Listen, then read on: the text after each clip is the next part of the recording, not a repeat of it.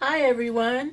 Today we've got a simple little gift that we can do using white paper and black paper, our standard neutrals. I'm also going to be using black ink. This is a kind of gift that can go for the guys in the house.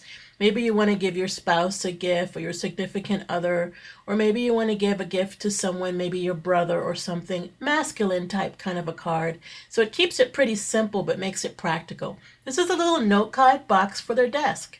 They can bring it to work, and when they use these notes, they'll think of you. And that's always nice. Maybe it'll get them home a little bit earlier tomorrow. I loved using just about any stamp in my set. It doesn't matter what stamp you use. You'll be able to figure out exactly the kind of style you want based on the person who you're giving the gift to. So I'll talk a little bit about that at the end. And you'll notice that I'm using different kinds of papers as well. So you can totally open yourself up to using whatever kind of paper you want to use because, different kinds of paper stamp a little bit differently. And I just recognized I used a Spellbinder's die to cut these out, but you could just cut out white paper at 3.5 and 4 7/8. That would make the right size card for this box. So let's do the box first because that's kind of the hardest part. You want to start the box at the top at the 3-inch mark on that ruler on the top left, and then you want to punch. Then you want to remove your scoring tool from the side of your enveloper, and you want to use your diagonal score line on the bottom right to make a score line. Okay? Then you want to take the next corner and put it at the 4-inch mark and do the same thing. Start with a punch and then score. The important thing to remember is always punch first and then score, and that you're switching from 3 to 4.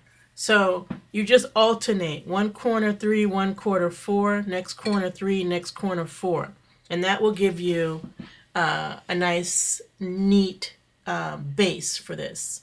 Just remember, punch first and then score. That way, if you keep it the same pattern, like punch first and then score, and then go to the next one, you won't forget anything. So now once you have them all 4 done, now look at the notch and see how I'm lining it up with the horizontal line. And I'm pushing the paper all the way up so that the pointer is pointing to that other score line, and then I score. I should have also punched before I go to the next corner, so we'll notice that I forgot one. But notice on the bottom here, I'm lining up the top notch with the horizontal. The pointer is pointing to the bottom score line, and I'm scoring. And I just keep going around like that.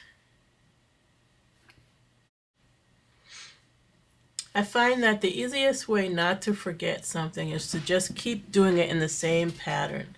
So line up, punch, score, line up, punch, score. And the good news is you only have to do it 4 times each way. So first you go around 3, 4, 3, 4. Then you completely ignore the ruler at the top and you just line up your notches with the horizontal line, making sure that you're flush at the top and that your pointer is pointing to a score line at the top. And then you punch and score. And it's possible you'll forget to punch one of them as I did, but you'll see how easy that is. So on this one end, pick an end, one of the skinnier ends, and just fold it over and punch a hole right in the middle of it. This will give you a notch where they can put their hand in and take the card out. So I wouldn't forget that. It kind of is very helpful from a practical point of view.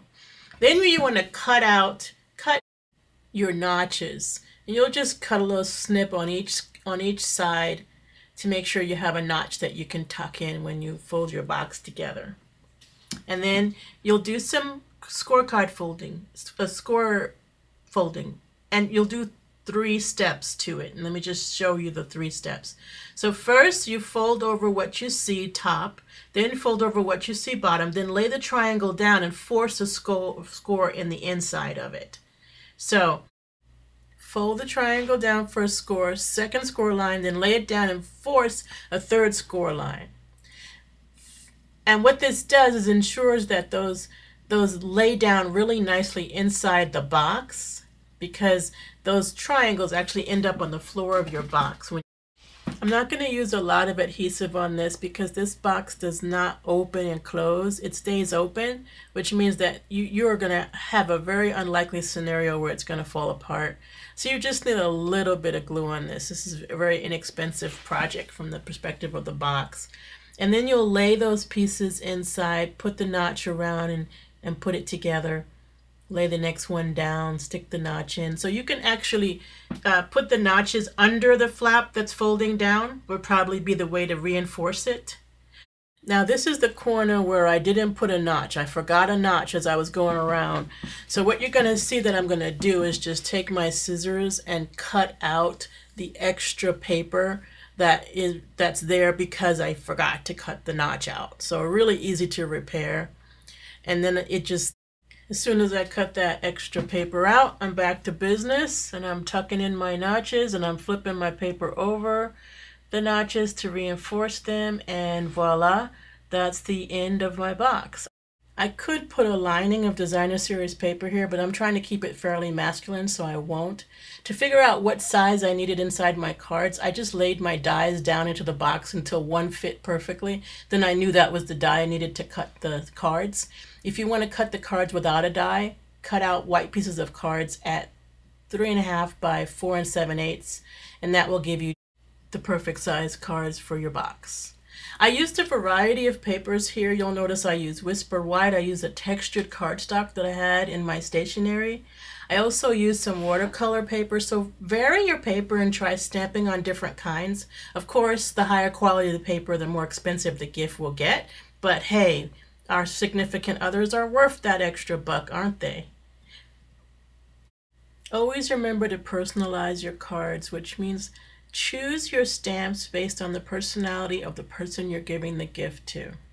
And then it'll be easy to know which stamp to use. I really love the nature stamps. They look beautiful in just black. And I also love using apples for teachers or leaves for people who love fall. But my fishermen, and there's tons of them that I know, always get that fish stamp from By the Tide. Isn't that fish stamp amazing? Happy stamping and please enjoy.